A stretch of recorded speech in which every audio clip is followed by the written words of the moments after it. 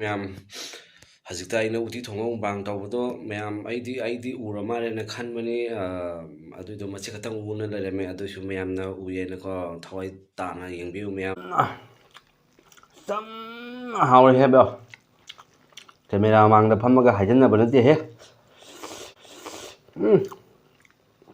ꯑꯣꯏꯃ phone ꯊꯣꯛ ꯊꯣꯛ ꯅꯝꯃꯦ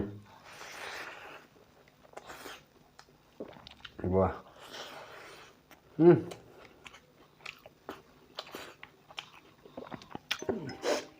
ꯕꯣꯔꯥꯁꯤ ꯅꯥꯀꯨꯞꯄꯤ ꯕꯣꯔꯥꯅꯤ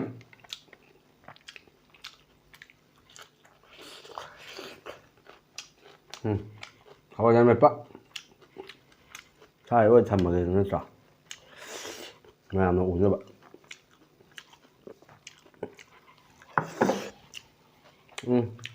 ꯉꯥꯏꯈꯣ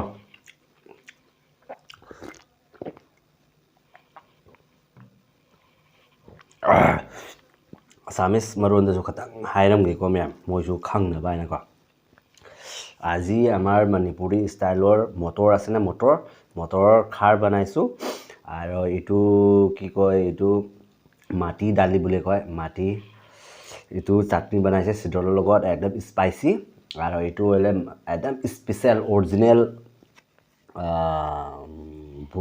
বুট চানা আছে যে বুট ডাল আছে যে বুটৰ মানে ইটো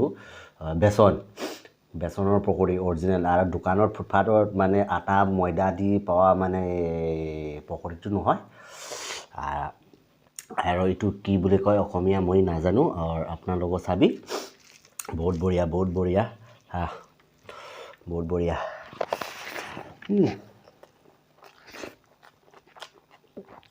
পকৰি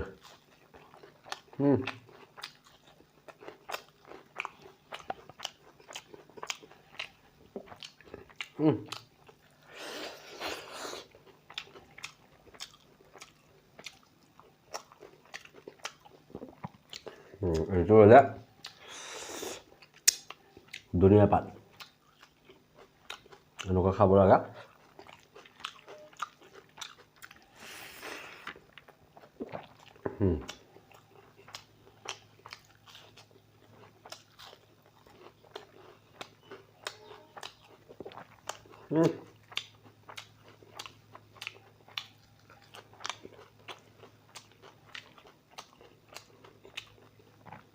hulu lai hak hangam pera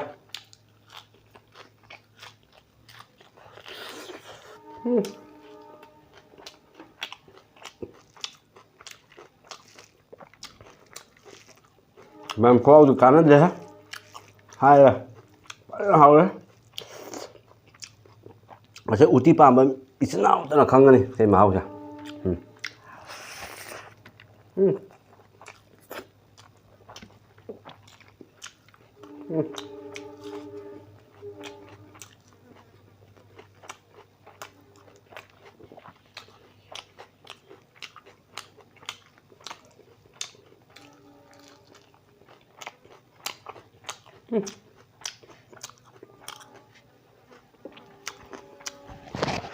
Yelah.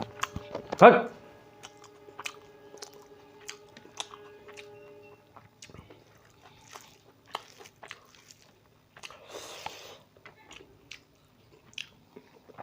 Ika đây bà. Ini bà. Ngang.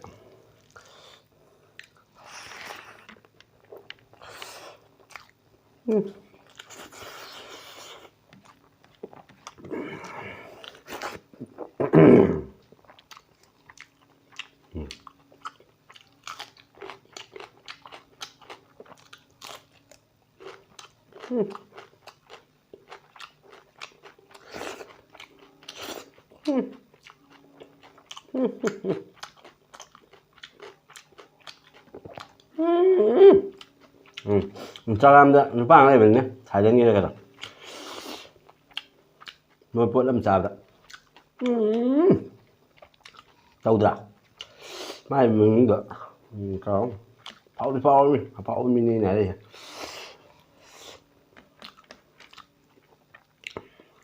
bớt làm sao vậy con, một không bận mẹ, một sao đi kỳ đấy sẽ đi, chứ mà hao kỳ, ꯁꯣꯛ ꯇꯧꯕꯗ ꯖꯩꯈꯤꯕ ꯄꯣꯠꯇꯣ ꯑꯗꯨꯗꯨꯅꯤ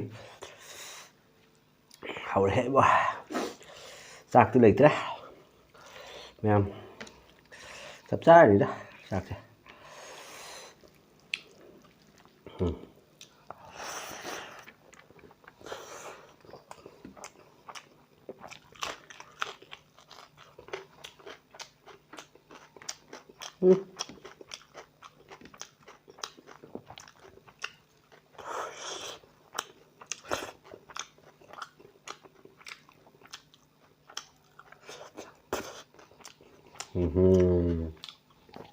ꯍꯌꯦꯡꯁꯤꯡꯁꯤꯗꯤꯕ ꯀꯥꯔꯟ ꯇꯥꯏꯌꯦ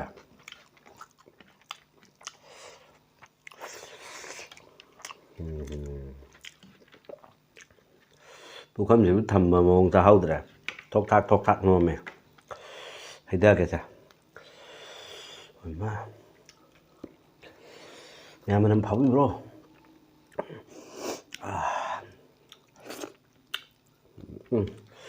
ꯎꯇꯤ ꯊꯣꯡꯕ ꯇꯁꯦꯡꯅꯃꯛꯀꯤ ꯐꯖꯅ ꯍꯥꯎꯏ ꯍꯥꯏꯇꯥꯔꯦ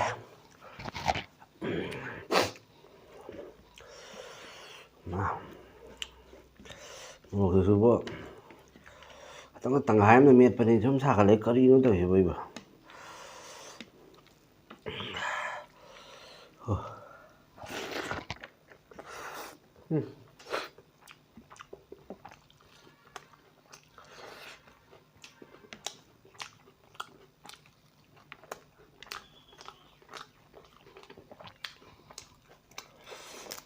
ꯂꯣꯏ ꯈꯨꯏꯔꯦ ꯑꯩꯅ ꯆꯥꯗꯕꯩꯀꯣ ꯁꯤ ꯍꯧꯖꯤꯛꯁꯦ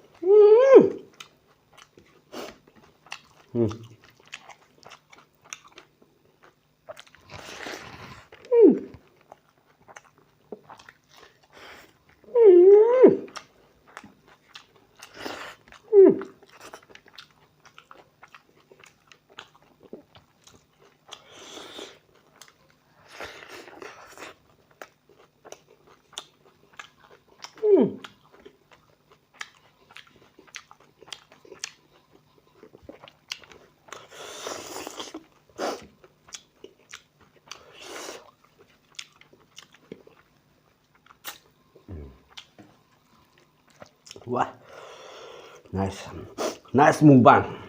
Manipuri traditional foods. Muk sama na hangam dah.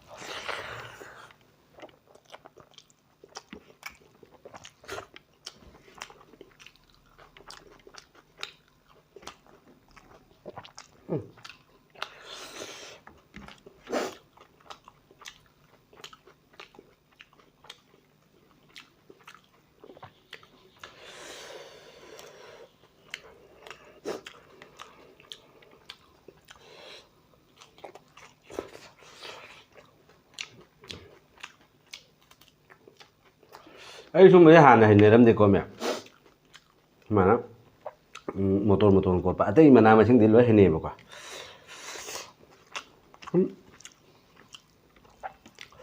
ꯌꯨꯇꯨꯕꯇ ꯃꯌꯥꯝꯅ ꯆꯥꯅꯕꯁꯦ ꯍꯥꯎꯒꯗꯕ ꯃꯑꯣꯡ ꯃꯥꯟꯕꯀꯣ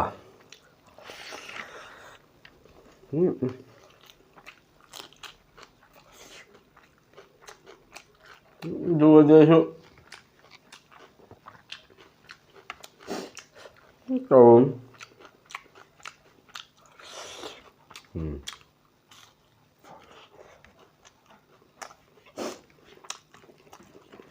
rồi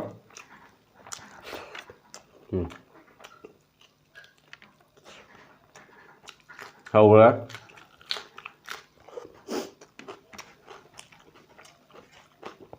nganu ini hầu đó nghe cái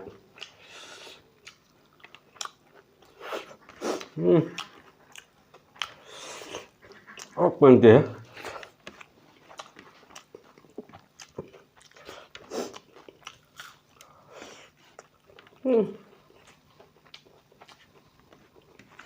चप चाय चाकसे मैम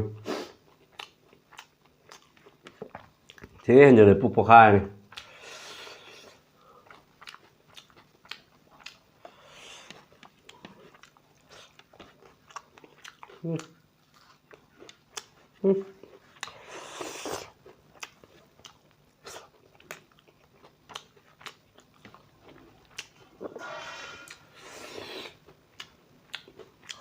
done.